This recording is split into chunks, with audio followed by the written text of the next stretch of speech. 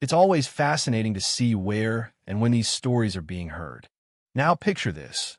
You've been on a 10-hour flight, your legs feel like overcooked spaghetti, and all you want is a shower, a real meal, and maybe just maybe nap that doesn't require a neck pillow.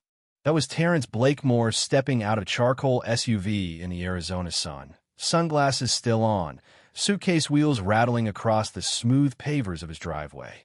He didn't notice the woman across the street lowering her watering can a squint at him like she was spotting Bigfoot in broad daylight. Lorraine Pritchard, self-appointed guardian of Alder Bend Drive, prided herself on knowing trouble when she saw it. Trouble, in her mind, apparently came in the form of a tall man in a dark travel jacket, heading toward a gleaming white-stone mansion, the very mansion she'd been keeping an eye on. Historians still argue whether neighborhood busybodies are born or made, but Lorraine had clearly mastered the craft. In less time than it takes to misplace your TV remote, she had her phone out. 911, what's your emergency? The dispatcher asked. Lorraine, in her most righteous tone, claimed a stranger was breaking into a vacant home. By the time Terrence reached his front steps, the faint wail of sirens was growing louder. 2 patrol cars rolled up, tires crunching over the curb. Sir, step away from the door. One officer called, hand near his holster. Terrence blinked, confused. Excuse me? This is my home. But Lorraine was already standing with one hand shading her eyes, lips pressed thin like she was posing for a Good Neighbor of the Year plaque. The officers wanted ID and proof of residence standard, but humiliating. Terrence, jaw tight, handed over his license. The address matched, but Lorraine still radiated suspicion. She claimed the house had been empty for days. She didn't recognize him, and besides, that's what a good neighbor does. Terrence was ready to let it slide until he unlocked the door. The smell hit first, lavender candles mixed with something warm and savory, like someone's Sunday dinner had just been served. Then he saw temporal pink sandals by the door. Not his fiance's. The kind you find in a clearance bin at a beach shop, completely out of place in a $3.4 million Scottsdale home. The officers followed him inside, their boots echoing on the polished tile. In the living room, a half-empty bottle of Chardonnay, 2 lipstick-smeared glasses, and a throw blanket from the guest room draped over the couch. Does this look empty to you? Terrence asked. Lorraine crossed her arms. I was just what? He cut in. That was the first crack in her story, and Terrence knew, deep down, this wasn't just a case of overzealous neighborly concern. This was something else, entirely something that was about to blow the lid off their perfectly manicured street. The deeper they walked into the house, the more it looked less like a vacant property and more like Lorraine's personal Airbnb. The kitchen told its own story: groceries he hadn't bought, leftovers in containers he didn't own, and a bag of apples that practically screamed, I was purchased with someone else's debit card. A coffee mug sat on the counter, spoon still flecked with cereal milk. Terrence's voice was sharp now. You've been living here. Lorraine, unfazed, gave a shrug that could have been patented. Safer if someone stayed. Deterrent, you know? Lights on, mail brought in. She spoke like she was giving a TED talk on home security for the overinvolved. The younger officer's pen scratched rapidly in his notepad.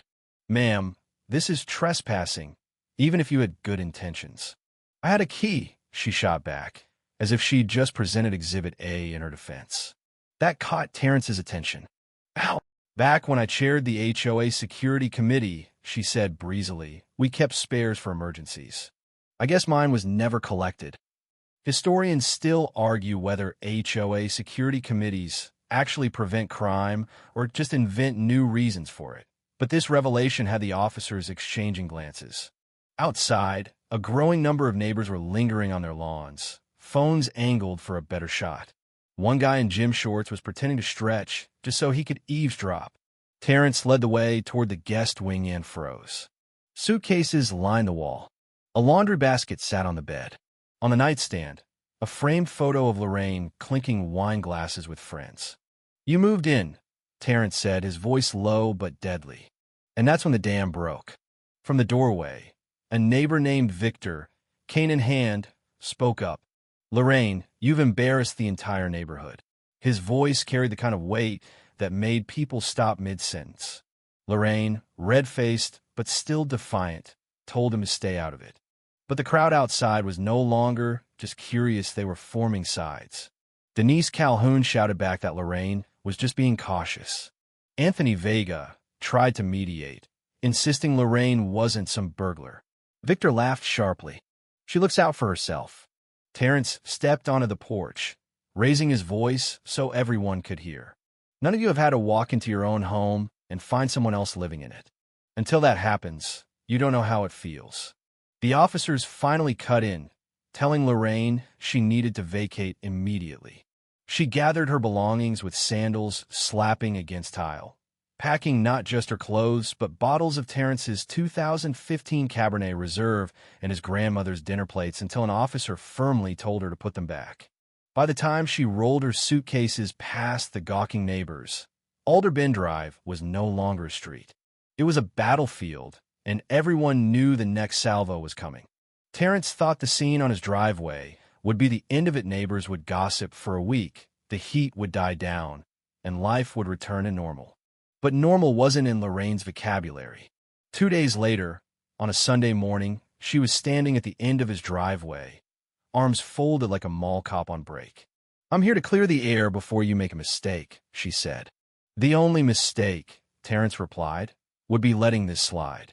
When she learned he planned to press charges, her voice dropped low. "People here trust me. I've been part of this community for decades. You've been here, what, for years?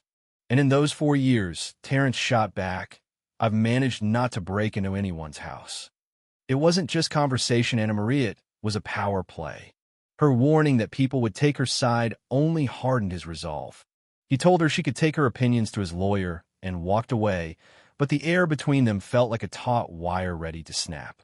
On Monday, he filed a complaint to the Maricopa County Attorney's Office. Trespassing, unlawful possession of a key, possible tampering with mail. The clerk stamped it with all the ceremony of someone validating a parking ticket, but Terrence knew the real drama would unfold back home. By Thursday's HOA meeting, the community center was packed, standing room only. Lorraine demanded to address the smear campaign against her. Terrence stood, listing her offenses point by point. From the back, Victor called out, "I saw you going in and out of his place. You weren't checking you were living there." Gasps, murmurs, and then Iris Moreno, normally silent, admitted Lorraine told her she had permission. Lorraine's composure cracked for the first time. The HOA president shut it down, saying it wasn't their jurisdiction, but the damage was done. The next morning, a process server handed Lorraine her papers.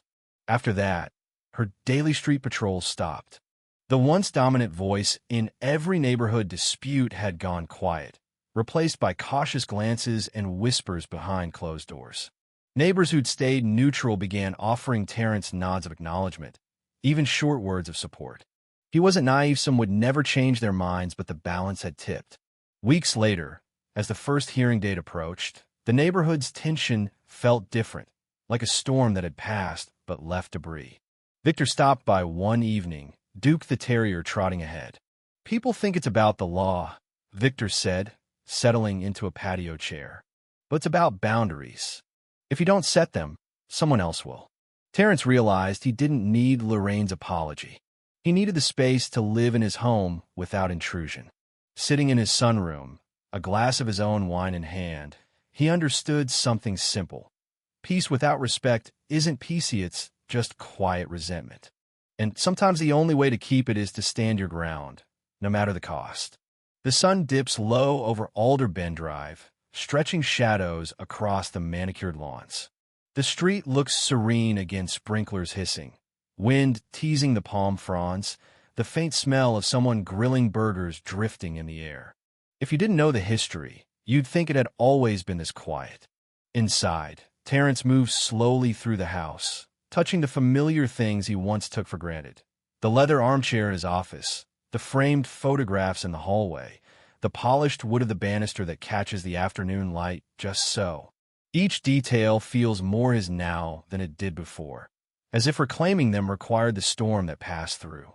Outside, the neighborhood hum has softened to the kind of stillness that settles in after an argument too big to rehash. Conversations are more careful. Waves are a little slower. The factions remain, but the temperature has cooled. Even Lorraine's house seems quieterno, lights flicking on at odd hours. No figure lingering at the corner with folded arms. Terrence sits back in the sunroom with his wine, the glass cool in his hand. The light falls golden across the tiles, and for the first time in weeks, the air in the house feels calm. He breathes it in slowly, letting the quiet spread through him. Some battles are about winning. Others are about drawing a line and keeping it. This was one of those. The lesson is simple, but not easy. You protect your space, your home, your boundaries, be making it clear they are yours. And once you've reclaimed them, you tend them gently, so they remain whole. The street stays still, the day folds into night, and the quiet becomes something worth keeping.